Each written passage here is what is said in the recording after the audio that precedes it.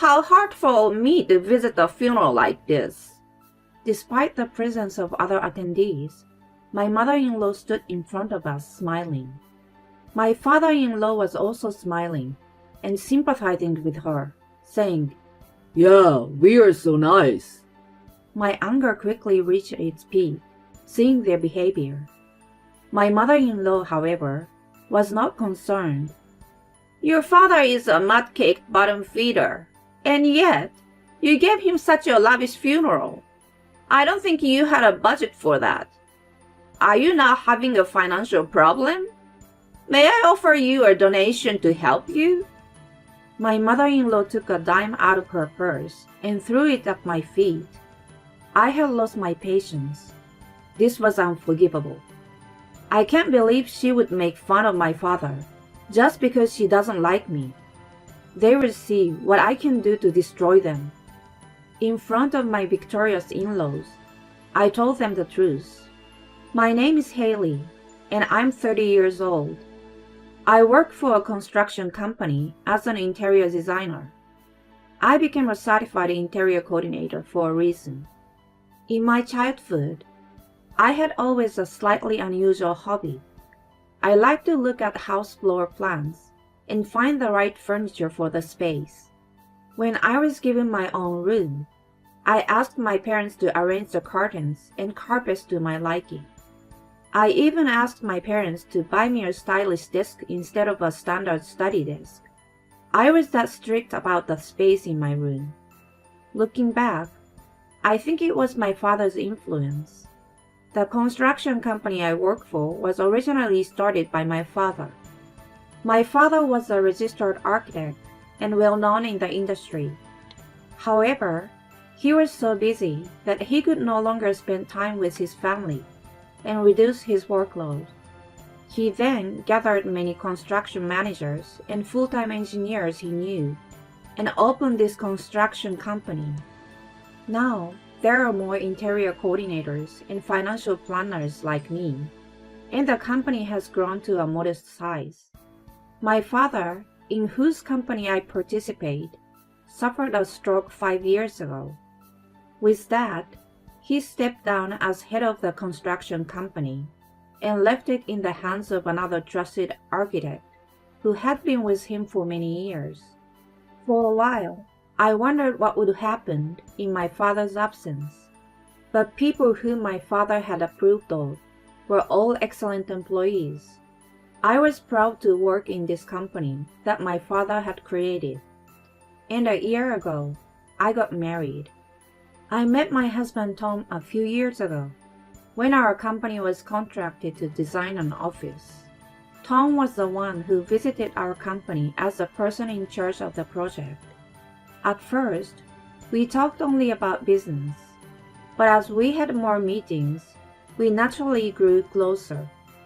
Eventually, he asked me for a relationship. When he proposed to me a year ago, he said, "I want to marry you, but marrying me might cause you trouble." "Why?"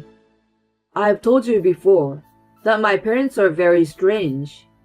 I mean, they don't have any common sense." "You mentioned it a little before."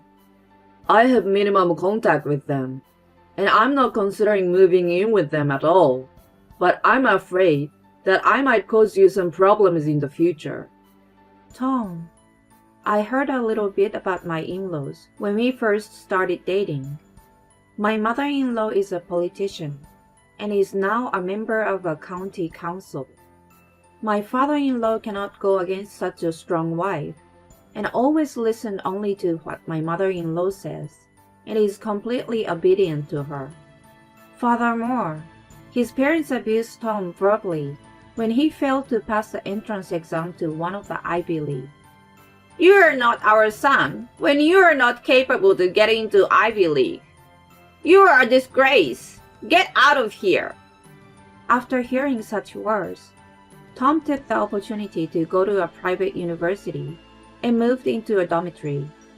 Because of his good grades in the entrance examination, he was exempted from all tuition fees, and he covered all his rent and living expenses with a part-time job.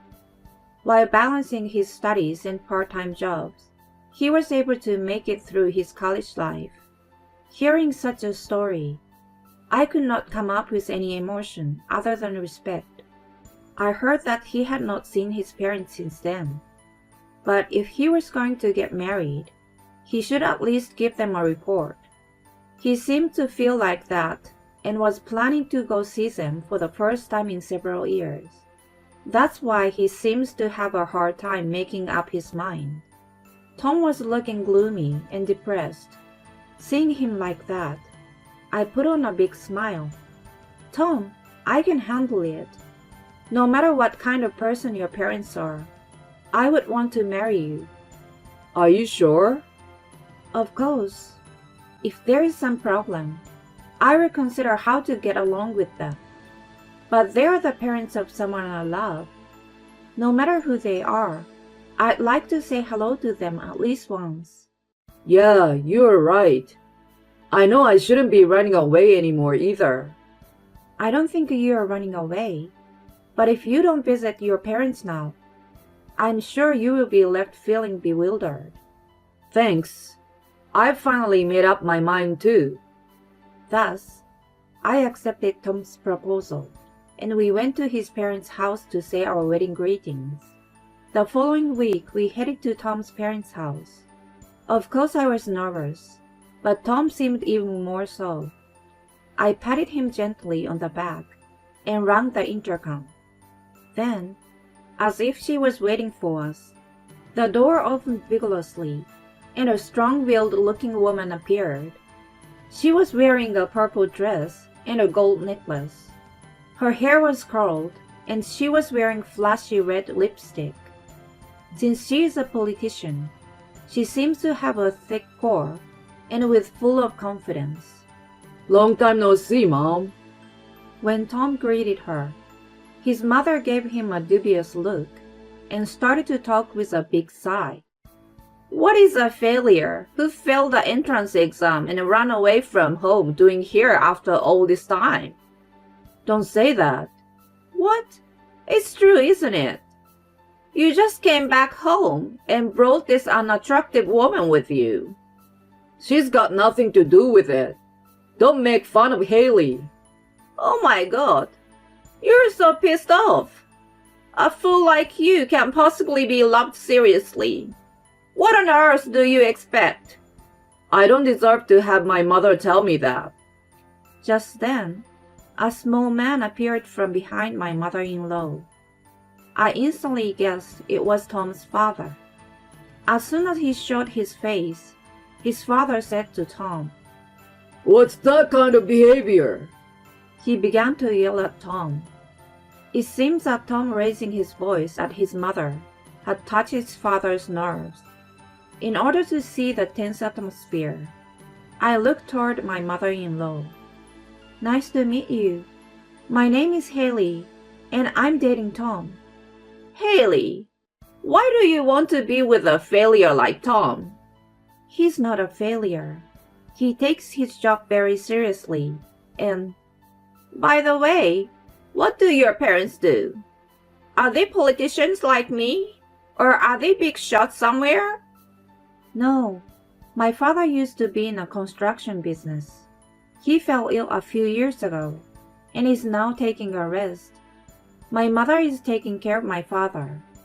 Then my mother-in-law burst out laughing. When I was unable to say anything, because of the suddenness of the situation, she smiled wryly, and slowly opened her mouth. Your family is pretty much at the bottom of the pile too. Tom, who has a politician mother, brought you here. So I thought you were a young lady from a better place. Wait a minute. I don't care what you say about me, but my father and mother. Oh, was I right?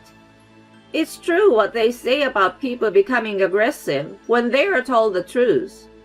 What the hell are you saying? Why should you, a completely stranger, tell me that? Then my husband stepped in front of me. Stop it already, he shouted at his mother. And now my father-in-law glared at us. He alternately glared at me and Tom, then began to speak as if he were making fun of Tom. How can you behave like that towards your mother? Huh? How dare that stupid son, who left after disappointing your mother's expectations, come back here after all this time? Why are you like that too, Dad? Is that what you say to the son you haven't seen in a long time? Is rebellion the first thing you do when you come home? No, that's not it. The first thing you should do is return the favor to your mother and me who raised you. What? What do you mean by favor? Shut up! How much do you think we spend on you? Your mom paid for all your cram school fees and all your lessons. Are you screwed that up? Well, that's not the topic right now. If you're going to show up at our house, you better come prepared with the right kind of money. We don't want the lousy snacks you brought here today. Now, get the hell out of here. I don't care what happens to a piece of shit like you. My mother-in-law giggled at my father-in-law's words. Tom's face turned bright red, and his fists were shaking as if he was about to cry. At this rate, Tom would raise his hands to his parents. Thinking this, I stood between him and my in-laws and said to them, "We were thinking of getting married, so I came to say hello to you, but it doesn't seem necessary." At those words, my father-in-law glared at me. What the hell do you want? I said to my mother-in-law, who silently turned away from me. I can't believe you could behave like that toward your own son. What do you want to say? No, it's okay. I don't think we will see each other again, so you don't need to know that. How rude! You are indeed a woman chosen by a failure. Well then, goodbye. Tom still wanted to say something, but I pulled his hand and we left my parents-in-law. Soon after that, we registered and became husband and wife.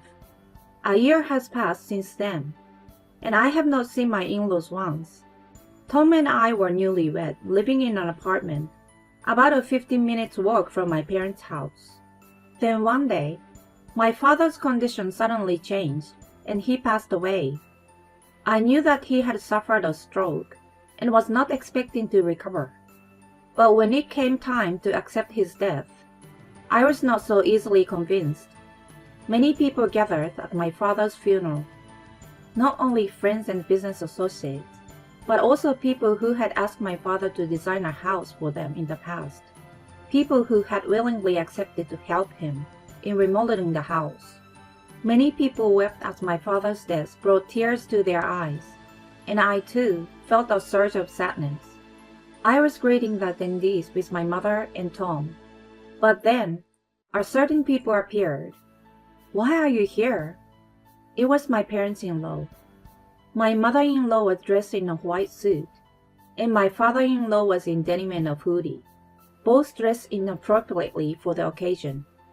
The appearance of the two caused a commotion around us, and all eyes turned to my parents-in-law. While my mother and I were speechless, my husband asked my mother-in-law in a trembling voice, "What are you doing here?" "What's with the way you talk? I heard it from an acquaintance that you live around here and that your wife's father had just recently died." So why are you here? For God's sake, stay out of Haley's family. You really shouldn't be stupid. I came all the way over here, and you didn't even say thank me for that. My mother-in-law stood in front of me, and my mother smiling. It's really hard for me to show up at the funeral like this. Hey, don't you think so?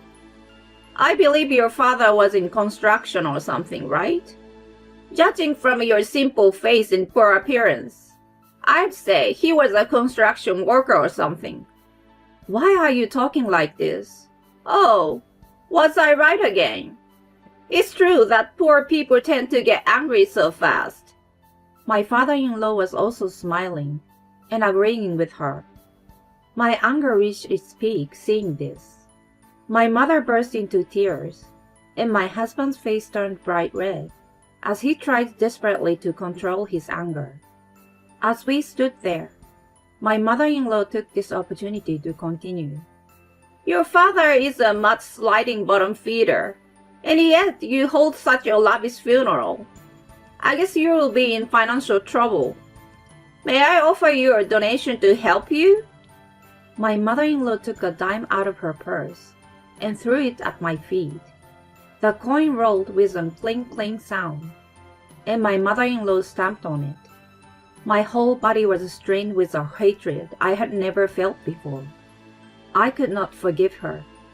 How could she make fun of my father just because she didn't like me? If this is what she wants, I will destroy her thoroughly. Gently suppressing my fist, which was about to involuntarily fly out to her, I quietly opened my mouth. You will regret this. What? I will say it again. If you don't apologize right now, you will definitely regret it. No, I won't regret it. An apology to a low-class person like you? That's absurd. I see. Well then, I will have to take back the plan of remodeling your office. My mother-in-law froze on the spot at my words. Apparently, she did not understand what I meant. So I brought several employees who work for the same company as me. Huh? At that moment, my mother-in-law's eyes widened, and she asked me, Why are these people here? Isn't it obvious? They are important craftsmen of the construction company I work for. No, you're kidding, right? You work for that famous construction company? My father was a registered architect, and his construction company is well known in the industry. It is not inexpensive, but it has a reputation for providing high workmanship, and it undertakes not only the remodeling of the ordinary homes, but also the remodeling of companies and stores. And this mother-in-law is one of those who hired our construction company. She is a member of the state legislature and hired our construction company to renovate her office. Actually, I knew about this, but kept it a secret from my family, because I thought it would make my husband uncomfortable. Apparently, my mother-in-law had selected the top engineers of our company. At each meeting, she offered high-class hospitality and talked for an hour about her expectation. If that was all, it was still good. But she also asked the young apprentice who followed her to the meetings for his contact information. Let's meet with only the two of us. I will pay you. She was so insistent. One of the craftsmen said he was wondering if he should refuse to sign a contract with her. Then, the young apprentice took out his phone and confronted Tom, my mother, and my mother-in-law with it. The mother-in-law, whose misdeeds had been exposed, turned pale as she looked at it. No, this is bullshit. Bullshit? It's all true. I took this opportunity to tell her the truth. It seems that as a high-profile politician, you wanted to create a very glamorous office. Our company cannot be responsible for it. It's annoying, to say the least. Wait a minute, Haley. I didn't know. I didn't know your father was a famous architect. You used to make fun of him just because he was in the construction business, saying he was a bottom feeder. How's that now? How does it feel to be cut off from a contract by someone you disrespected? Is it okay to be a politician if you can't even see the true nature of people and judge things based on prejudice? Then, the person in charge of our company appeared on the scene. He said to my mother-in-law, We have no intention of offering our services to you. You insulted our former president. My mother-in-law's face turned bright red, and she ran away. Of course, my father-in-law followed her. My mother-in-law's bad reputation spread quickly. This was because several people who had attended my father's funeral had captured my mother-in-law's insane behavior on video. The video was spread on social networking sites and caused a huge firestorm. My mother-in-law had been a politician for a long time, but her trust was shattered in an instant, and she resigned without waiting for her term as a state legislature member to end. Of course, there was no way she could live as she had in the past, and her neighbors were not nice anymore. As a result, my parents-in-law were forced to move out. They were probably still forced to live day by day somewhere. I, on the other hand, have been freed from my parents-in-law's ties, and my stress-free life has returned. As for my husband, he was a little bit angry. Why didn't you tell me that my mom had a contract with your company? But in the end, we have nothing more to do with my parents-in-law, so it should be fine. I hope to continue to provide the best technology and service, together with my respectful colleagues and friends, and I will continue to protect the company my father had started.